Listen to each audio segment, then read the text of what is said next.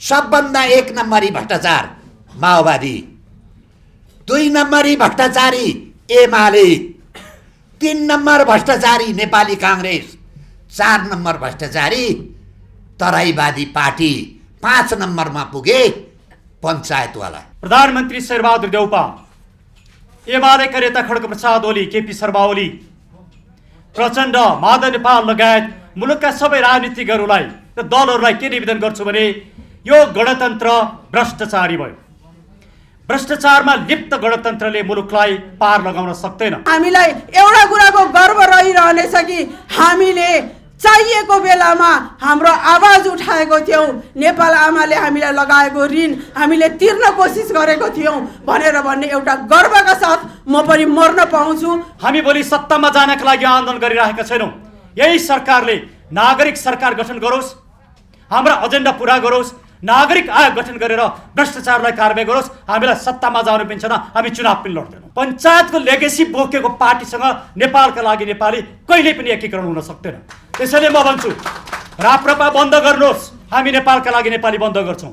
अरू राष्ट्रवादीले आफ्नो अभियान बन्द गर्नुहोस्, एउटा नयाँ शक्ति निर्माण गरौँ। र म एमाले भित्रका साथीहरूलाई भन्न चाहन्छु, माओवादी भित्र पनि थुप्रै राष्ट्रवादी साथीहरू छन्। अब तपाईँले आउट अफ द बक्स आउने बेला भयो, अब निर्णय गर्ने बेला भयो। अब तपाईँ माओवादी तपाईँको स्पेस होइन, एमाले तपाईँको ठाउँ होइन, काङ्ग्रेस तपाईँको ठाउँ होइन, अबको ठाउँ हो नेपालका लागि नेपाली। म त घोषणा गर्छु आजैबाट, दुनियाँले मलाई पत्याएर कुनै ठाउँमा यो देशको जिम्मेवारी दिए भने म त तलब भत्ता पनि खान्न। यो देशमा कानुन के 2 किसिमको हो, सत्तामा बस्नेहरूका लागि एउटा कानुन, त्यसपछि हामी नेपालीहरूका लागि अर्को कानुन। यसरी नै चलाउने हो। म केशरबहादुर विष्ट दाइलाई खुल्ला हृदयले भन्न चाहन्छु, तपाईँ एउटा पाएको राजनीतिज्ञ, धेरै कुरा बुझ्नुभएको राजनीतिज्ञ, सानातिना कुराहरूलाई बिर्सिनुहोस्, सानातिना मतभेदलाई बिर्सिनुहोस्। तपाईँ यो आन्दोलनको एउटा शीर्ष नेतृत्वको रूपमा बस्नुहोस्। पुष्पकमल दाहालले क्यान्टनमेन्टमा 34 अरब भ्रष्टाचार गरे भनेर महेन्द्रनगरमा बोले। अर्को पनि बोले क्यान्टनमेन्ट उसमा एनसेलमा 72 अरब भ्रष्टाचार गरे। अर्को पनि भने बाबुराम भट्टराईले बुढी गण्डकीमा 3टा नेताले 3 अरब खाए। जिम्मेवारीका साथ भन्छु भने किन छानबिन हुँदैन? अहिले यहाँको 3 जना प्रमुख नेताहरूलाई अमेरिकाबाट अस्योरेन्स चाहिएको छ, तिमी जिन्दगीभरका लागि प्रधानमन्त्री हुन्छौ भनेर भनेपछि यिनीहरूले देश बेच्छन्। तर म राजेन्द्र लिङ्गदेनजीलाई भन्छु, तपाईँहरू आन्दोलनबाट भागिरहनु भएको छ, तपाईँहरू चुनाव जित्ने प्रवृत्तिमा मात्रै जानु भएको छ। तपाईँका एजेन्डा सीमित भइसकेका छन्, केवल राजा र धर्मको मात्रै कुरा गरेर यो मुलुकको समस्या समाधान हुँदैन। हाम्रो सुरेन्द्र केसीलाई पनि आउनुहोस् आन्दोलनमा, नेतृत्व दिएर अगाडि बढ्नुहोस्, हामी उहाँलाई नेतृत्व दिन तयार छौँ। अब यो देशका लागि यो अन्तिम विकल्प हामी आन्दोलन घोषणा गर्दैछौँ। यी देश र यी भाका नेताबाट अब पार लाग्दैन। 2047 सालको संविधानमा फर्केर अब मुलुकमा परिवर्तन हुन सक्दैन। राजालाई राजनीतिक अधिकार दिएर, राजालाई शक्तिशाली बनाएर मुलुकको समस्या समाधान हुन सक्दैन। जस्तो नारायणमान बिजुक छे, सिपी गजुरेल, विप्लवजी, होइन, अझै मैले कतिको नाम बिर्सेँ, जिउँदो नेताहरू पनि हुनुहुन्छ। यी बाहेकका अरू नेतालाई चाहिँ मैले खुत्रुके भन्ने गरेको छु। जनमत सङ्ग्रहबाट नै भारतमा विलय गरिएको हो। अब कुनै जन्म सङ्ग्रहले फर्काउन सक्छ सिक्किमलाई भारतबाट? त्यसैले यो जन्म सङ्ग्रहको बुलबुलैमा जुन नेताहरू तपाईँहरूसँग जन्म सङ्ग्रहका कुरा गर्न आउँछन्, ती मान्छेहरूसँग तपाईँहरू होसियार रहनुहोस्, खबरदार रहनुहोस्। राप्रपाका नेताहरू डाक्टर प्रकाश चन्द्र लोनी, पशुपति शमशेर राणालाई हामीले गएर भन्यौँ तपाईँ निर्वाचनमा लड्नुहोस्, राजेन्द्र लिङ्गदेनलाई जिताउँ। त्यही कारणले राजेन्द्र लिङ्गदेनजी जित्नुभयो। प्रचण्डले पनि जित्नुपर्छ अरे, केपी ओलीले पनि जित्नुपर्छ अरे, शेरबहादुरले पनि जित्नुपर्छ अरे, माधव नेपालले पनि जित्नुपर्छ अरे, बाबुरामले जित्नुपर्छ अरे, कसले जित्नुपर्छ अरे। सेटिङ भइसक्यो। लोकतन्त्रको योभन्दा ठुलो उपहास के हुन सक्छ? उहाँहरूको काम आश्वासन दिने, आफ्नो खुत्रुके भर्ने, खालि खुत्रुके भर्ने। त्यही भएर मैले उहाँलाई नेता भन्न नि लाज लाग्छ। म उहाँलाई खुत्रुके भनेर सम्बोधन गर्छु। आज 62-63 सालको परिवर्तन पछाडि हामीहरूले 17 वर्ष गुजार्यौँ।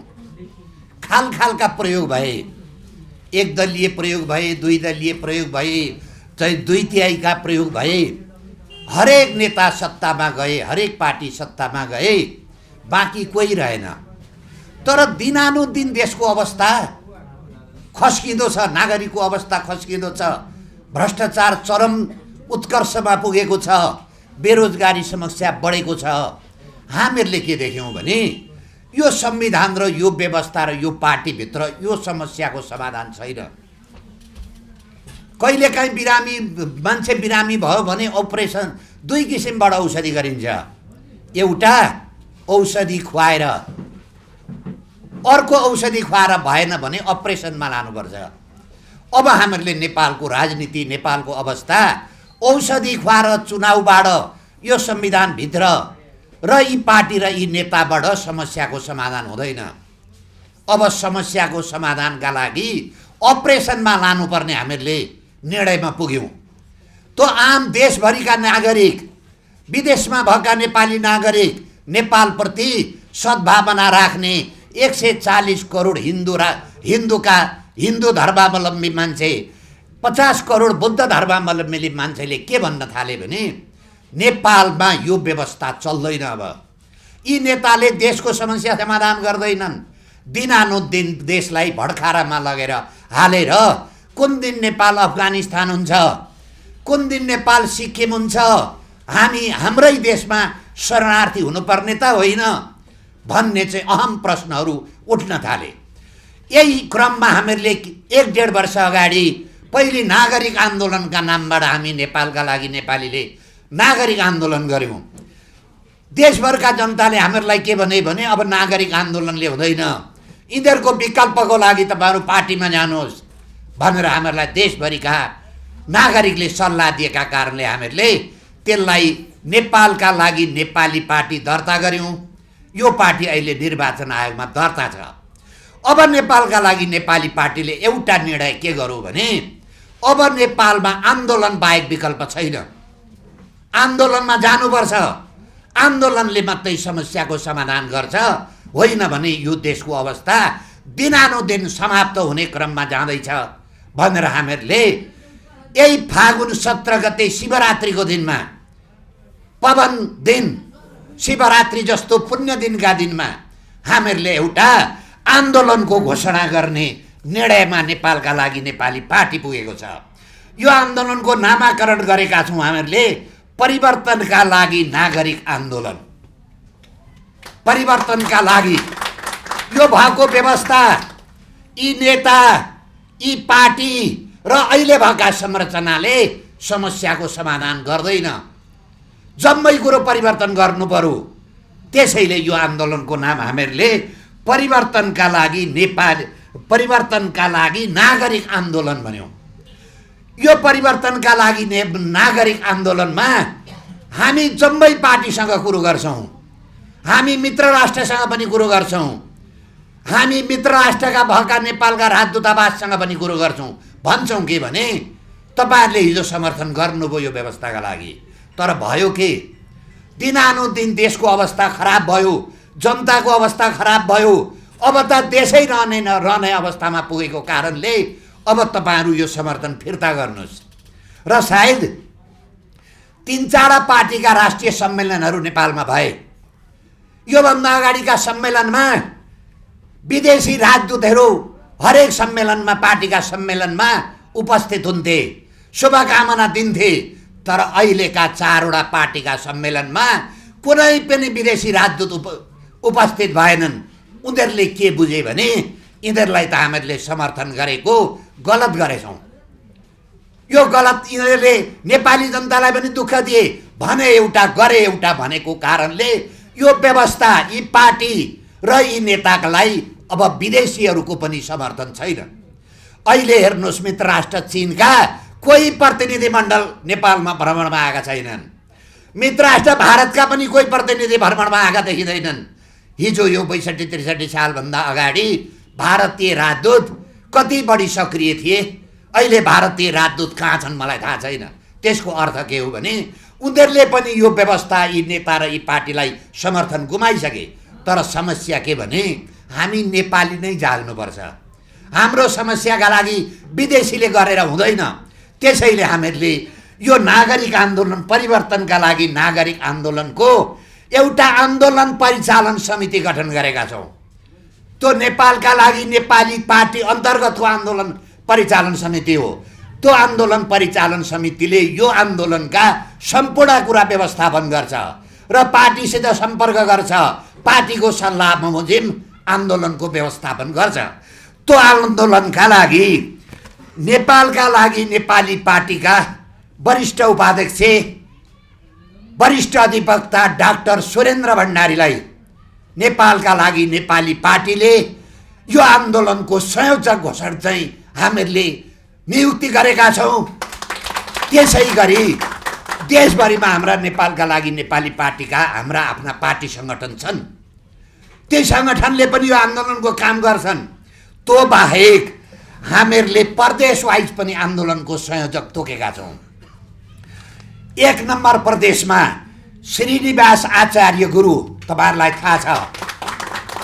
2 नम्बरमा सन्तोष पटेल, 3 नम्बर प्रदेशमा इन्जिनियर राम बाडे, 4 नम्बरमा दीपक आत्रेय गुरु, 5 नम्बरमा गोपाल शर्मा, 6 नम्बरमा हेम विक्रम थापा, 7 नम्बरमा कृष्ण प्रसाद भट्टराई र विदेश भारतका लागि रामप्रसाद शर्मा, भारतलाई समन्वय गर्ने, उहाँ भारतमै बस्नुहुन्छ, विशेष गरी उहाँले भारतमा समन्वय गर्नुहुन्छ। त्यो बाहेक कलाकार क्षेत्रमा संयोजक गर्न आन्दोलनका लागि तयारी गर्न देशभरका कलाकारलाई यो आन्दोलनमा जुटाउनका लागि वरिष्ठ कलाकार सन्तोष पन्त, त्यसपछि यो चाहिँ कलाकार क्षेत्रको सहसंयोजकमा वरिष्ठ कलाकार राजाराम पौडेललाई नेपालका लागि नेपाली पार्टीले आन्दोलनको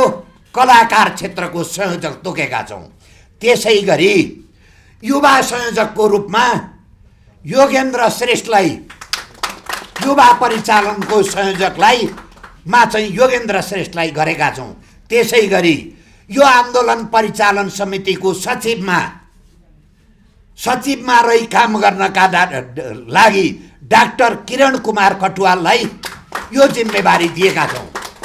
त्यसैले मेरो निवेदन गराइ के हो भने अब देशभरका जनताले हामीहरूले फेरि एउटा आन्दोलनको घोषणा गर्नु हाम्रो रहर होइन, बाध्यता हो। हामी यो देशका नागरिक हौँ। भोलि यो देश रहेन भने तपाईँ अगाडि पत्रकार हुनुहुन्छ, तपाईँको छोरो भोलि पत्रकार हुन पाउँदैन।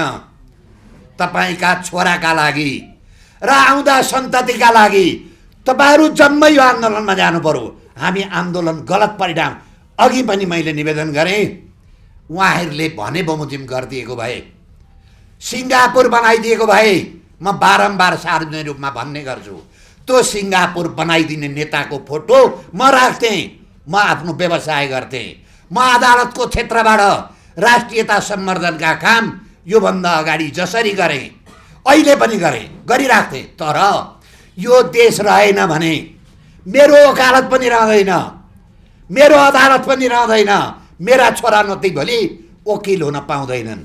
यो देशका वकिल चटर्जी र बनर्जी आउँछन्, हामी ती चटर्जी र बनर्जीका झोला बोक्ने मात्रै हुन्छौँ। त्यसैले आन्दोलन गर्नुपर्ने हाम्रो बाध्यता हो। यो बाध्यता कसले बनाइदियो? यिनै सत्ताधारी र अहिले सत्तामा बसेका आन्दोलनका नेतृत्व गर्ने यी 8 दलीय मान्छेले गराए। के भयो त भन्नुहोस् त? 46 सालमा प्रति नेपाली 6000 वैदेशिक ऋण थियो। त्यतिखेर तपाईँहरूलाई थाहा छ त्यो 6000 वैदेशिक ऋणमा कति विकासका संरचना बने? त्यही कालमा महेन्द्र राजमार्ग बन्यो, त्यही कालमा पृथ्वी राजमार्ग बन्यो, त्यही कालमा चाहिँ तपाईँको चाहिँ अरू राजमार्ग बने, कोदारी राजमार्ग बन्यो, तमाम संरचना। तपाईँहरूलाई थाहा होला अहिले कोरोना काल छ, हामी जम्मैलाई अस्पतालको कुरो थाहा छ। यो अहिले जति अस्पताल भएका अस्पताल छन् ती जम्मै त्यही कालका 6000 ऋणमा खडा भएका अस्पताल। अहिले 56,000 भनेको 50,000 46 साल यताका नेता र पार्टीले खाए। के भनौँ त? एउटा संरचना, एउटा 140वटा उद्योग कल कारखाना बेचेर खाए। भनौँ एउटा हामी ठुल्ठुला घर, अन्तर्राष्ट्रिय सम्मेलन केन्द्र, एकाडेमी, राष्ट्रिय सभागृह, राष्ट्रिय नाचघर, त्यो पुनकालमा भने 6000 वैदेशिक ऋणको कालमा भने त्योभन्दा पछाडि के भयो तपाईँ हामीलाई थाहा छ। घरमा परिवारमा घरको मुलीले अरूबाट ऋण काटेर ल्याउँछ भने त्यो घरको सदस्यले सोध्छ त्यो ऋण काटेको पैसाले तपाईँले के गर्नुभयो? घर बनाउनु भयो, जग्गा किन्नुभयो, छोराछोरी पढाउनु भयो? न घर किनेको छ, न जग्गा किनेको छ, न छोराछोरी पढाएको छ, पैसा कहाँ हो? हामी यही पैसा नेपाली नागरिकलाई खोज्न चाहन्छौँ। जम्मै नेपाली नागरिक मिलेर खोज्नु पर्यो पैसा। हामीहरूले के भन्यौँ भने हामीहरूले पञ्चायत कालदेखि अहिलेसम्मको भ्रष्टाचारको छानबिन गरौँ भन्यौँ। हामीहरूले यसका लागि नागरिक आयोग भन्ने एउटा नामाकरण गऱ्यौँ। नागरिक आयोगमा कस्ता मान्छे हुन्छन्? नागरिकले पत्याएका मान्छे हुन्छन्।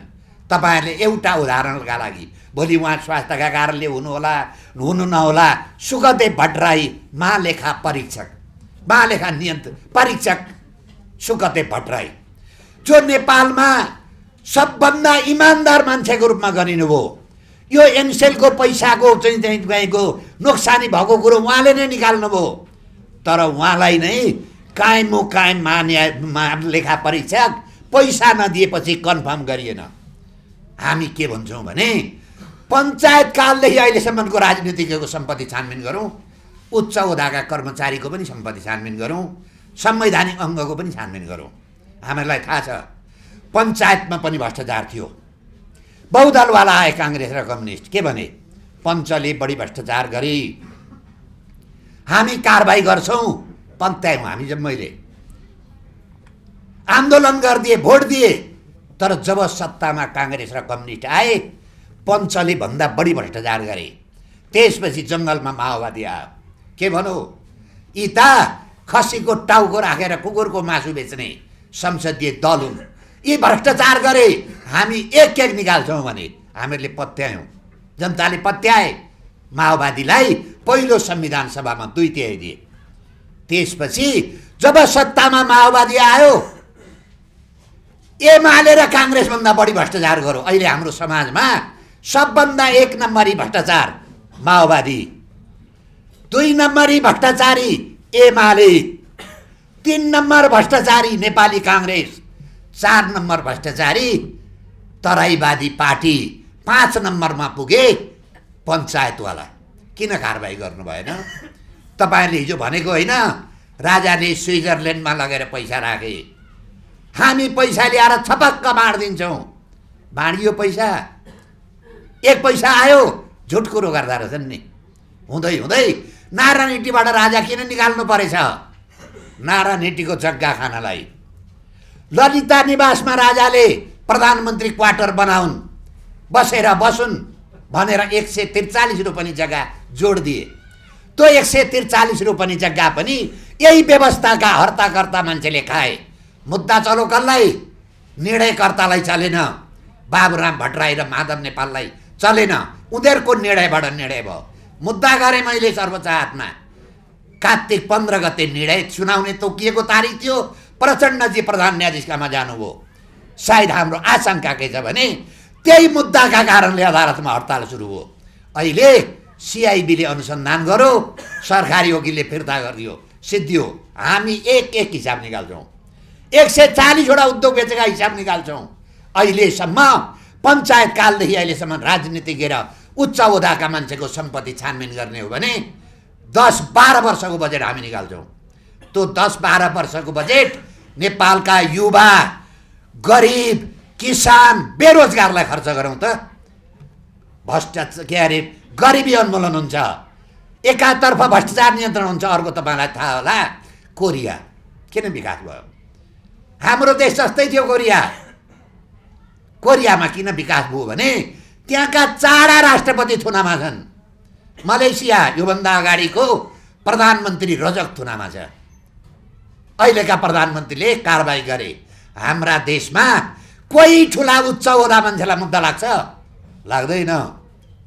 ललिता निवासमा म उदाहरणका लागि भन्छु तपाईँहरूलाई, खुकुरीले कसैले काटेर मान्छे मारो। हामी सामान्य समाजका मान्छे छौँ। मुद्दा कसलाई लाग्छ? खुकुरीले काट्नेलाई लाग्छ। तर मुद्दा कसलाई लाग्यो? खुकुरी बनाउने आरनवालालाई। ललिता निवासमा अख्तियार दुरुपयोगले के भन्यो, यी कर्मचारीले टिप्पणी नलगिदिएका भए माधव नेपालले र बाबुरामले निर्णय गर्ने थिएनन्। दोष कसको? टिप्पणी उठाउनेको। यही हो न्याय प्रणाली हामीले खोजेको। हिजो हाम्रो न्याय प्रणालीमा 2 वर्षमा अदालतमा फैसला हुन्थ्यो, अहिले 15 वर्षमा अदालतमा फैसला हुँदैन। हामी के हेरेर बसेका छौँ? त्यसैले हामीहरूले के भन्नु, किन यो भयो त? हरेक संवैधानिक अङ्गमा राजनीतिकरण गरियो, पैसा कमाउने बन्दोबस्त गरियो। ललिता निवासको सिआइबीले मुद्दा दर्ता गर्न पठायो, काङ्ग्रेसका महाधिवक्ताले मुद्दा फिर्ता गराइदिए, अब डिसमिस भयो। यस्तो देश पनि हुन्छ। त्यसैले हामीहरूले के भन्यो भने यसको विकल्प खोज्नुपर्छ। अब जम्मै जनताले खोज्नुपर्छ। दुःख हामीहरूले पनि पाउने होइन, तमाम देशभरिका मान्छेले पाउने हो। त्यसैले हामीहरूले, हाम्रो केही स्वार्थ छैन। अझ धेरै मान्छेले भन्ने गर्दा रहेछन्, यी पनि के अरे जुन गोरी आए पनि कानै उकारेको भन्छ नि, जुन जोगी आए पनि कानै चिरेको। हामी कान चिरेका जोगी होइनौँ। हामी यो देश बचाएका मान्छे हौँ। गिरिजाले महाकाली बेत्ता ज्यान हत्केलामा राखेर मुद्दा गऱ्यौँ। अहिलेसम्म यो देशलाई सिक्किम बनाउन नागरिकता 12 वर्ष बाँडियो। 12 चोटि मुद्दा गरेर रोकेको मान्छे हौँ। अहिले 4-5 करोड नागरिक यो देशमा भइसक्थे, नेपाली भन्दा विदेशी बढी भए। त्यसैले यसको भनेर भएन, अब गर्ने दिन आयो। त्यसैले मेरो अनुरोध गराई, अब हामी यो देशका लागि निस्किनु पर्यो।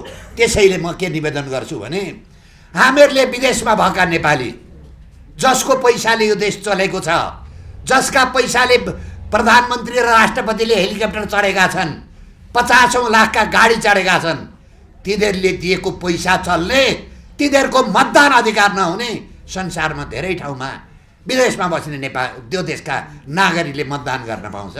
हाम्रो देशमा किन नपाउने? तपाईँहरूको अधिकार संरक्षणका लागि हामी लड्छौँ। त्यसैले विश्वभरमा नेपाली जनतालाई यो आन्दोलनमा तपाईँहरू सहयोग गरिदिनुहोस्। केही समय पछाडि हामी यो आन्दोलनमा सहयोग गर्नका लागि हामीहरूले अधिकारी खाता नम्बर दिन्छौँ। त्यो खातामा पैसा पठाइदिनु होला। कसले पठाइदिउँ, भोलिपल्ट हामी हाम्रो चाहिँ वेबसाइटमा हालिदिन्छौँ। त्योभन्दा अगाडि कसैलाई पैसा नदिनु होला। फेरि हाम्रा समाजमा होइन, अब आन्दोलन सुरु भयो, पैसा माग्न आउन सक्छन्। हामीहरूले आधिकारिक रूपमा यो खातामा पैसा जम्मा गरिदिनुहोस् भनेपछि मात्रै तपाईँहरू गरिदिनु होला। अर्को म अलिकति निवेदन गर्न चाहन्छु, विश्वभरका हिन्दूलाई, संसारमा एउटा आस्थाको केन्द्र नेपाल थियो हिन्दूको।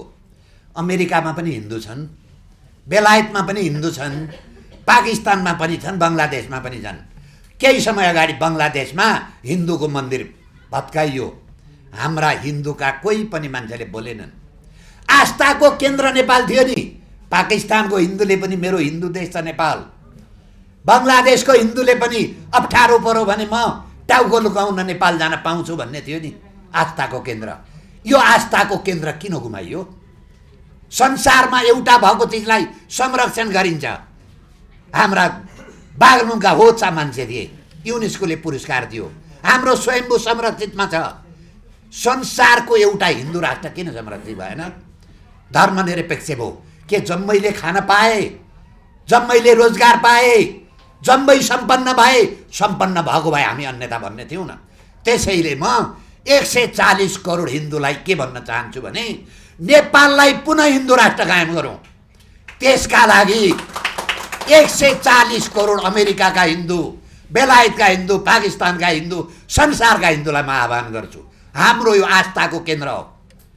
नेपाल भनेको मन्दिरै मन्दिर भएको के हो भने धर्मको देश हो। यो धर्मको देशलाई पुनः कायम गर्नका लागि संसारभरका हिन्दूले हामीलाई साथ दिनुहोस्। हामी रोज अझ म त घोषणा गर्छु आजैबाट, दुनियाँले मलाई पत्याएर कुनै ठाउँमा यो देशको जिम्मेवारी दिए भने म त तलब भत्ता पनि खान्न। हामीहरूले एउटा नागरिक आयोगको कन्सेप्ट निकालेका छौँ। नागरिक आयोगले पञ्चायतकालदेखि अहिलेसम्म छानबिन गर्ने र चुनावभन्दा अगाडि कोही मान्छेले चुनाव लड्न चाहन्छ भने नागरिक आयोगमा गएर आफ्ना सम्पूर्ण सम्पत्ति विवरण दिने नागरिक आयोगले चेक गर्छ। यो मान्छे भ्रष्टाचारी होइन, यो मान्छेलाई चुनाव लड्न दिन ठिक छ भनेर प्रमाणपत्र दिएपछि मात्रै चुनाव लड्न पाइन्छ।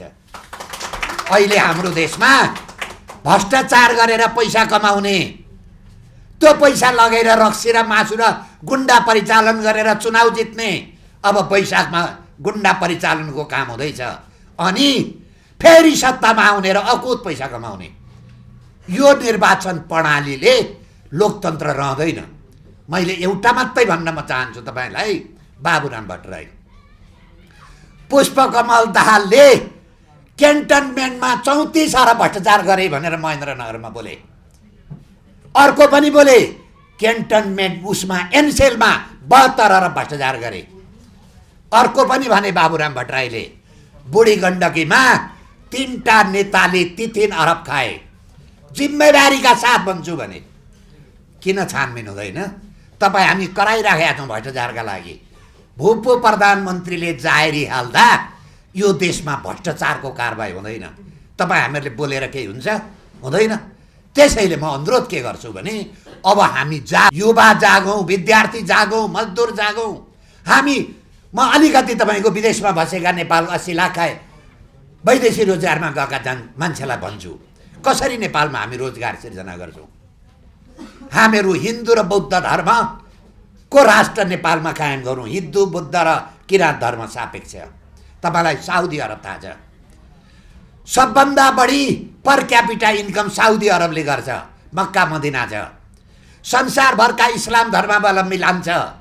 आदि रेभेन्यू त्यो इस्लाम धर्मवाला मान्छेलाई घुमाएर जेनेरेट गर्छ। हाम्रो संसारमा 140 करोड हिन्दू छन्। 1% 100 जनामा 1 जना नेपाल ल्यायौँ भने 65 लाख हिन्दू पर्यटक आउँछन्। संसारमा 50 करोड बुद्धिस्ट छन्, त्यसको प्रमुख तीर्थस्थल हामीसित छ। 100 जनामा 1 जना ल्यायौँ भने 50 लाख बुद्धिस्ट पर्यटक नेपालमा आउँछन्। 3 करोड जनसङ्ख्या भएका देशमा हामी धार्मिक पर्यटक मात्रै 1 देखि 1.25 करोड हामी ल्याउन सक्छौँ। 80 लाखलाई हामी यी रोजगार दिन सक्छौँ। यत्रो ठुलो सम्भावना भएको हाम्रो हिन्दू र बुद्ध धर्मलाई धर्मनिरपेक्ष बनाएर थोरै डलर र युरोमा हाम्रा देशका नेताले बेचेर गए। पुनः हामी कायम गराउनुपर्छ। त्यसैले हाम्रो भनेको यति सुन्दर देश हो, यसलाई हामीहरूले यिनीहरूले लगेर नर्कमा लगेर हाले। त्यसैले अब जम्मै जनता जागौँ र हामी के भन्छौँ भने यो मान्यतावाला मान्छे नेपाली काङ्ग्रेस अहिले वास्तवमा नेपाली काङ्ग्रेस छैन, अहिले त वामपन्थी काङ्ग्रेस भयो। नेपालका लागि नेपाली पार्टी वास्तवमा बिपीको सिद्धान्तमा अडिग रहन्छ। अहिले यो उछानी कम्युनिस्ट एमाले र माओवादी हिजो लडाका जसले देशका लागि लडे, देशका लागि देशको राष्ट्रियता रक्षा गर्नका लागि लडे, अहिले त्यो पार्टी भारतीय विस्तारवाद र अमेरिका साम्राज्यवादको एजेन्ट हुँदैछ। त्यसैले म ती लडाकालाई भन्छु, आउनुहोस् अब आन्दोलनमा। हिजो द्वन्द्व पीडितलाई आउनुहोस्, हामी द्वन्द्व पीडितलाई न्याय दिन्छौँ। कसको कारणले मरे, कसले गलत गर्यो, अहिले हेर्नुहोस् त 2टा अड्डा कायम गरेका छन्। एउटा गलत काम गर्नेलाई सजाय हुँदैन, खालि जागिर खाने अड्डा मात्रै बनाए। त्यसैले द्वन्द्व पीडित, हिजो ब्याङ्कबाट लुटिएका जति जनता लुटिएका छन्, आउनुहोस् हामी त्यसलाई पनि न्याय दिन्छौँ। त्यसैले मेरो अनुरोध गराई, अब यो देशका लागि यो अन्तिम विकल्प हामी आन्दोलन घोषणा गर्दैछौँ। यी देश र यी भएका नेताबाट अब पार लाग्दैन। अब बाध्यता कस्तो, यो आन्दोलन चाहिँ अहिले हाम्रो अस्तित्वको बाध्यता हो। म तपाईँहरूसँग नेपालका लागि नेपाली पार्टीको वरिष्ठ उपाध्यक्ष नभएर एउटा सचेत नेपाली नागरिकको नाताले यहाँ बोल्न आइरहेको छु। किनभनेदेखि देशको अवस्था देखेर मेरो पनि हृदय दुखेको छ। जसरी सारा नेपालीहरूको दुखेको छ, त्यसरी नै मेरो पनि हृदय दुखेको छ। यो अस्तित्वको लडाइँ हो। भर्खरै नेपाल सरकारले 2 रुपियाँको सिक्का निकाल्यो जसमा चुच्चे नक्सा छ। अब हामीलाई 2टा विकल्प छ, कि त 2 रुपियाँ जसको अहिले आर्थिक रूपमा केही अस्तित्व छैन, त्यसमा निस्किएको नक्सा भएको त्यो सिक्कालाई आफ्नो खल्तीमा राखेर खुसी भएर हिँड्ने, कि हाम्रो भूमिमा लिपु लेकबाट प्रधानमन्त्री मोदीले भनिरहनु भएको छ अब चौडा बाटो बन्दैछ, यो बनाएर नै हामी छोड्छौँ भनेर त्यसको लागि विरोध गर्ने सरकार चाहिएको। हामीले के खोजेको हो? यो अस्तित्वको लडाइँ हो। हामीलाई यस्तो सरकार चाहिएको छ, हामीलाई यस्तो नेपाल चाहिएको छ जसमा चाहिँ त्यो लिपुले खाम्रो हो भनेर त्यो गुमेको भूमि फिर्ता ल्याउन सक्ने त्यति शक्ति भएको, त्यति बुद्धि भएको, त्यति ल्याकत भएको र त्यति ताकत भएको निडर सरकार चाहिएको छ। त्यसैको लागि हामी आन्दोलन गर्न चाहँदैछौँ। म अलिकति राजनैतिक परिवेशमा कुरा गर्छु। 62-63 सालको पुराना कुरा नगरौँ, भइहाल्यो। 62-63 सालदेखि 17 वर्षसम्म नेपालले के भोगिराखेको छ। यहाँनिर ल अब संविधान बन्यो। संविधान बन्ने प्रक्रियामा मेरा थुप्रै आफ्ना रिजर्भेसन्सहरू छन्। त्यही पनि संविधान बन्यो, म पनि खुसी भएँ। अब त देशले स्थायित्व पायो। त्यसपछि चुनाव भयो। चुनावमा 2/3 सरकार आयो, आश्वासन दियो।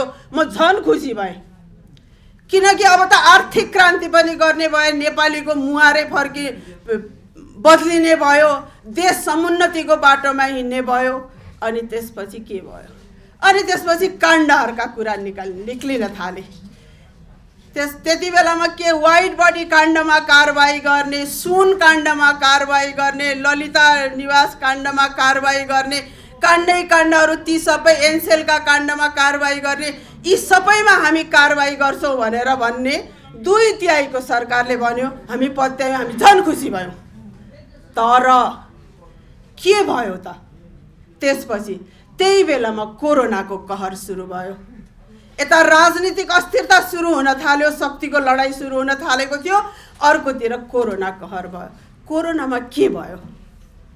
नेपालीहरू पूर्व मेचीदेखि पश्चिम महाकालीसम्म पैदल नाङ्गो खुट्टाले नेपालीहरू हिँडे। आफ्नो घर पुग्नको लागि भोकै बाटामा कतिले दुःख पाए। के भयो? सरकारलाई मतलब भएन। सरकारसँग के चाहेको थियो? कोरोनामा बेसार पानी खानु भनेर त प्रधानमन्त्रीले भन्नुभएको थियो। त्यतिखेरको प्रधानमन्त्रीले औषधि खोजेको थिएन। देशबाट के खोजेको थियो? सरकारसँग एउटा जिम्मेवारीपन खोजेको थियो। राष्ट्रपतिसँग एउटा अभिभावकत्व खोजेको थियो। त्यसपछि प्रतिपक्षसँग खबरदारी खोजेको थियो। पायौँ हामी नेपालीले? नेपालीहरू पुलमुनि बसेर अर्काले दिएको हो। त्यतिखेर नेपाली नागरिकले जो सहृदयी नेपालीहरू छन् उनीहरूले आफ्नो स्वस्फूर्त रूपमा सहयोग गरे। त्यसपछि यही रत्न पार्कमा जब खुवाइन्थ्यो त्यो बेलामा के भयो? त्यो नेपालीले नेपालीलाई आफ्नो पेट काटेर खुवाएको पनि यो बेला त्यो सरकारले देखिसकेन र त्यहाँबाट हटाइयो, किनभने फोहोर भयो। त्यो फोहोर देख्ने यो नेताहरूले भर्खरै यही ठाउँमा भएको महाधिवेशनमा प्लेटभरि मासु र भात फ्याँकेर त्यसमा खुट्टाले टेक्दै हिँड्दाखेरि त्यो फोहोर देखेनन्? के यो नेपालमा 2 किसिमको कानुन छ कि त यो मलाई याद आउँछ जर्ज अर्वेलको animal farm. All are equal, but some are more equal than others. यो देशमा कानुन के 2 किसिमको हो।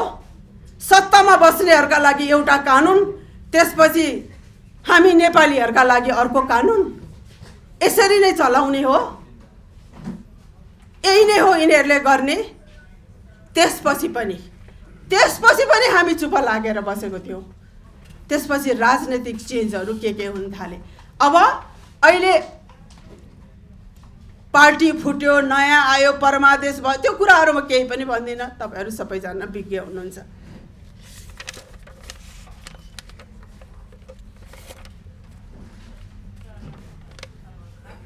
अब म अलिकति देशमा चाहिँ अहिले के भइरहेको छ भनेर भन्ने।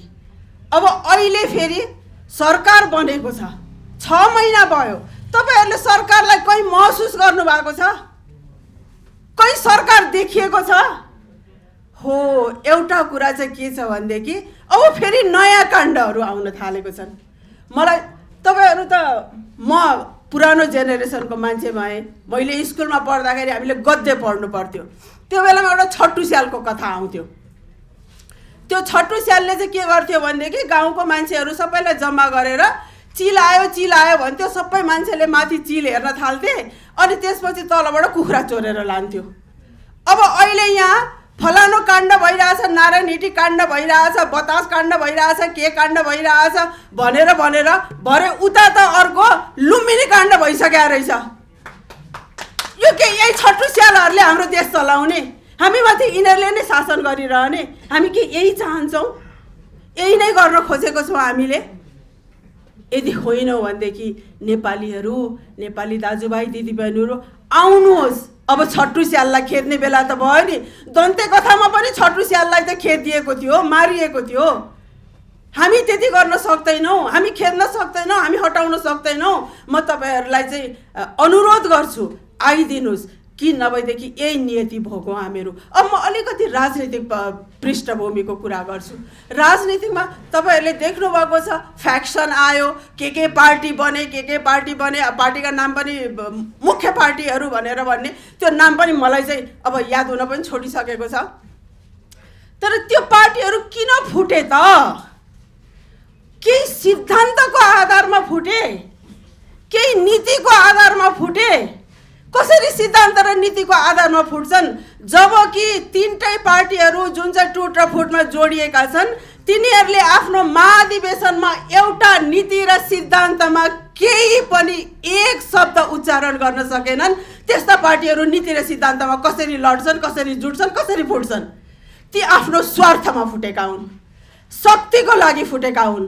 र त्यही फुटको परिणाम चाहिँ के हो भनेदेखि यिनीहरू शक्तिको लागि यिनीहरू फुट्न पनि सक्छन्, जुट्न पनि सक्छन् र एमसीसी जस्तो राष्ट्रघाती सम्झौता पास गर्न पनि सक्छन्।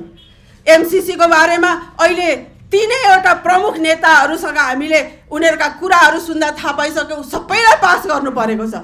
तर यिनीहरूलाई के चाहिएको छ भनेदेखि एउटा कुरा चाहिएको छ, अमेरिकाले चाहिँ तँ चाहिँ जिन्दगीभर पावरमा बसिरहन्छस् है भन्ने अस्योरेन्स जसलाई दिन्छ, त्यही आफू चाहिँ अगाडि जाने त्यो शक्तिको अस्योरेन्स चाहिएको छ। अरू केही पनि होइन। यिनीहरूलाई राष्ट्रको मतलब छैन। अब यही अस्योरेन्स, अमेरिकाबाट चाहिने अस्योरेन्स, यस्तै अस्योरेन्स चाहिँ 1973-74 को बेलामा काजी लेन्डुप दोर्जेले खोजेको थियो। तपाईहरू चिन्नुहुन्छ होइन को हो काजी लेन्डुप दोर्जे? जसले चाहिँ 5 वर्षसम्म मुख्यमन्त्री भएर त्यसपछिका 25 वर्ष चाहिँ एउटा गुमनाम जिन्दगी बितायो, जसलाई दुनियाँले दुत्कारे। त्यो हो सिक्किमलाई भारतमा विलय गराउने काजी लेन्डुप दोर्जे। उसले पनि अस्योरेन्स पाएको थियो। जब नेहरूबाट अस्योरेन्स पायो भारतमा सिक्किमलाई विलय गरायो भनेदेखि तिमीलाई जिन्दगीभर मुख्यमन्त्री बनाइदिन्छु भनेर भनेको थियो, जुन कुरा पछि उसले आफैले इन्टरभ्यूमा बोल्यो। अहिले यहाँको तीनैजना प्रमुख नेताहरूलाई अमेरिकाबाट अस्योरेन्स चाहिएको छ, तिमी जिन्दगीभरका लागि प्रधानमन्त्री हुन्छौ भनेर भनेपछि यिनीहरूले देश बेच्छन्। यिनीहरू त्यो स्थितिका मान्छेहरू हुन्, यिनीहरू त्यो नैतिकता नभएका मान्छेहरू हुन्, यिनीहरू त्यतिसम्म गिरेका मान्छेहरू हुन्। अब सिक्किमको म विलयको बारेमा अलिकति, किनभने यो नेपालको अहिलेको स्थितिसँग एकदम मिलिरहेको छ र म भन्छु यो बारेमा अलिकति म भन्न चाहन्छु। त्यो के हो भनेदेखि सिक्किममा काजी लेन्डुप दोर्जेले प्रजामण्डल भन्ने एउटा सानो पार्टी खोलेको थियो।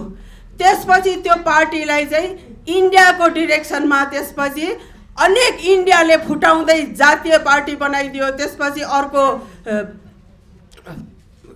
एउटा जातीय पार्टी बनाइदियो, अर्को स्टेट काङ्ग्रेस भनेर बनाइदियो। त्यसपछि के बनाइदियो, जसरी अहिले नेपालमा यो पार्टीहरू फुटिरहेछन्। र काजी लेन्डुप दोर्जे हेर्नुहोस् है, तपाईँहरूले नेपालमा पनि खोज्नुभयो भने काजी लेन्डुप दोर्जेहरू देख्नुहुन्छ, जुन एउटा पार्टीबाट अर्को पार्टीमा, अर्को पार्टीबाट अर्को पार्टीमा, यो पार्टीमा गइरहेको छन्। त्यस्ता काजी लेन्डुप दोर्जेहरूलाई अब नेपालीहरूले चाहिँ आइसोलेट गर्नुपर्ने, उनीहरूलाई चिन्नुपर्ने, उनीहरूलाई पहिचान गर्नुपर्ने र उनीहरूलाई निष्कासन गर्नुपर्ने स्थिति आएको छ। त्यसपछि फाइनल सोडाउन चाहिँ कुन बेलामा भयो सिक्किममा भनेदेखि जब चाहिँ 3वटा पार्टीहरू, एउटा जातीय पार्टी, एउटा सिक्किम नेसनल काङ्ग्रेस र अर्को सिक्किम स्टेट काङ्ग्रेस भनेर भन्ने जुन पार्टीहरू थिए, ती तीनटा पार्टी मिलेर जब चाहिँ चुनाव लडे तिनीहरूले चुनाव सबै हारेका थिए। त्यतिखेर उनीहरूले 2 सिट 8 सिट जितेको थिए। तर उनीहरूले के भने भनेदेखि यो चुनावमा धान्धली भयो, यो चुनावमा धान्धली भयो। अब अहिले तपाईहरू हेर्नुस्, सबै प्रमुख पार्टीका मानिसहरू के भनिरहेछन् भनेदेखि यो चुनावमा चाहिँ हामीहरू मिलेर जानुपर्छ, यसमा चाहिँ हामीहरूले सेटिङ गर्नुपर्छ। यो चुनावमा फलानु अहिले नै थाहा भइसक्यो कि चुनावमा प्रचण्डले पनि जित्नुपर्छ अरे, केपी ओलीले पनि जित्नुपर्छ अरे, शेरबहादुरले पनि जित्नुपर्छ अरे, माधव नेपालले पनि जित्नुपर्छ अरे, बाबुरामले जित्नुपर्छ अरे, कसले जित्नुपर्छ अरे, सेटिङ भइसक्यो। लोकतन्त्रको योभन्दा ठुलो उपहास के हुन सक्छ? अहिले नै सबैजनाले उनीहरूले जित्ने हो भने हामीले चुनावमा किन जाने?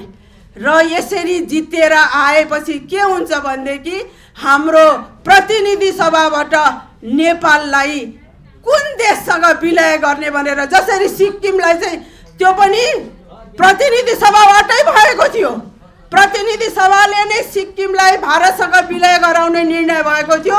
तपाईहरूले विश्वास गर्नुहोस् अथवा तपाईहरूले यिनीहरूमाथि तपाईहरूले यो कुरा सम्झिराख्नुहोस्, सोचिराख्नुहोस्, यिनीहरूले भोलि नेपाललाई कुनै पनि राष्ट्रघाती सन्धि सम्झौताहरूमा नेपाललाई होमेर हामी नेपालीहरूको दुर्गति गराउनलाई यिनीहरू पछि पर्दैनन्।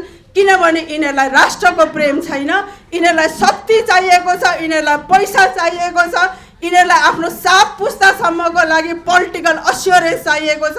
उनीहरू सुरक्षित भए पुग्छ, हामीहरूको लागि उनीहरूलाई, नेपाली जनताको लागि उनीहरूलाई केही पनि फिक्री छैन। त्यसैले नेपाली दाजुभाइ दिदीबहिनीहरू हो अहिले र अब अहिले एउटा अर्को इन्डियाले अर्को कार्ड फ्यालिरहेको छ, त्यो हो जनमत सङ्ग्रह। तपाईँहरूले सुन्नु होला, कुनै कुनै राजनीतिक नेताहरूले जनमत सङ्ग्रहको कुरा उठिरहेको छन्। यो कुरा नबिर्सिनुहोस् दाजुभाइ दिदीबहिनीहरू हो, सिक्किमलाई फाइनल्ली जनमत सङ्ग्रहबाट नै भारतमा विलय गरिएको हो। अब कुनै जन्म सङ्ग्रहले फर्काउन सक्छ सिक्किमलाई भारतबाट? त्यसैले यो जन्म सङ्ग्रहको बुलबुलैमा जुन नेताहरू तपाईँहरूसँग जन्म सङ्ग्रहका कुरा गर्न आउँछन्, ती मान्छेहरूसँग तपाईँहरू होसियार रहनुहोस्, खबरदार रहनुहोस्। अब त्यसैले हामीलाई यो सिक्किम जसरी भएको थियो इतिहासबाट सिकौँ हामीहरूले। अरूकोलाई परेको देखेर सिक्ने मान्छे नै बुद्धिमान हुन्छ, त्यही मान्छे नै सचेत हुन्छ, त्यही मान्छेको नै भविष्य सुरक्षित हुन्छ। आफू परेपछि चाहिँ केही पनि गर्न सकिँदैन त्यो बेलामा। त्यसैले अहिले हामीले यी सबै कुराहरू रोक्नको लागि, चुनावमा हुन सक्ने यो सेटिङलाई रोक्नको लागि, यो नेपालीहरूलाई दिनानुदिन यसरी व्यथितिर